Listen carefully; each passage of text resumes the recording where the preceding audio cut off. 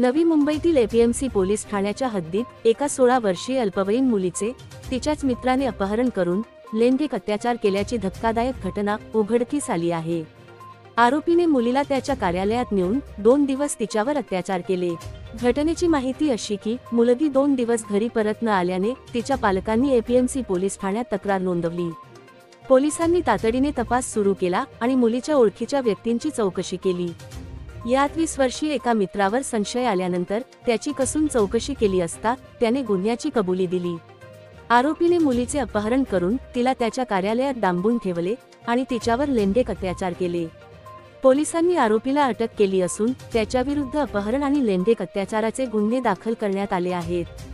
Police या प्रकरणाचा पुढील तपास करत असून मुलीला वैद्यकीय तपासणीसाठी रुग्णालयात दाखल करण्यात आले आहे। दिनांक 3/5/2025 रोजी एपीएमसी पोलीस ठाणे हद्दीमध्ये राहणारी एक 16 वर्षाची मुलगी निर्भया ही तिच्या सकाळी 6:30 वाजल्यापासून घरातून ती निघून गेली होती।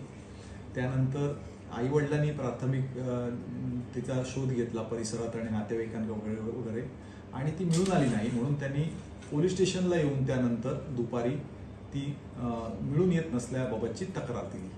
लहान मुलं ही जर मिळून येत नसतील तर आपण त्यांच्या विरुद्ध म्हणजे त्या आरोपितांच्या विरुद्ध अज्ञात आरोपी असतील किंवा कोण असेल त्याच्या विरुद्ध अपहरणाचा गुन्हा नोंद करतो। त्याप्रमाणे अपहरणाचा गुन्हा नोंद केला।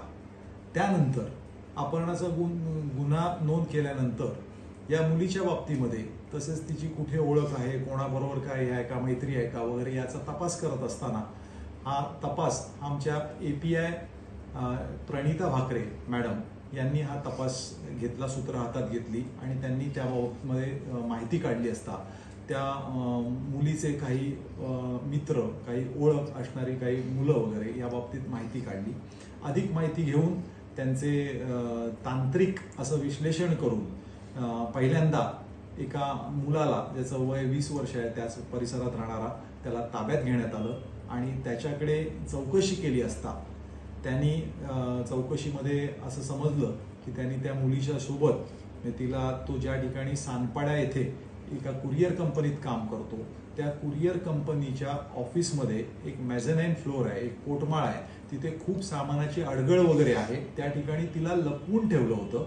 म्हणजे ती गेली ज्या दिवशी 3 तारखेला गेली 3 आणि 4 या दोन्ही रात्री तिला तिथेच ठेवलं होतं आणि त्याच्यानंतर त्या मुलीची सुटका करण्यात आली। मुलीची सुटका करून तिचं विश्वासात घेतलं असता तिचं लैंगिक शोषण सुद्धा केल्याचं इथे समोर आलं।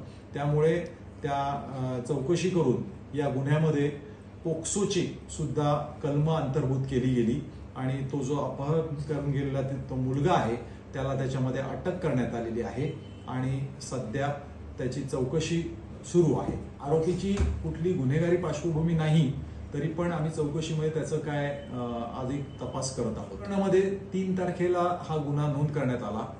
त्यानंतर 3 तारीख आणि 4 तारीख असं ती त्या ऑफिसमध्ये होती आणि आम्ही 5 तारखेला त्यांना आम्हाला जे धागेदोरे आम्हाला सापडले त्याच्यामधून त्यानंतर त्या मुलीला ताब्यात घेण्यात आलं, सुखरूप सोडवण्यात आलेलं आहे।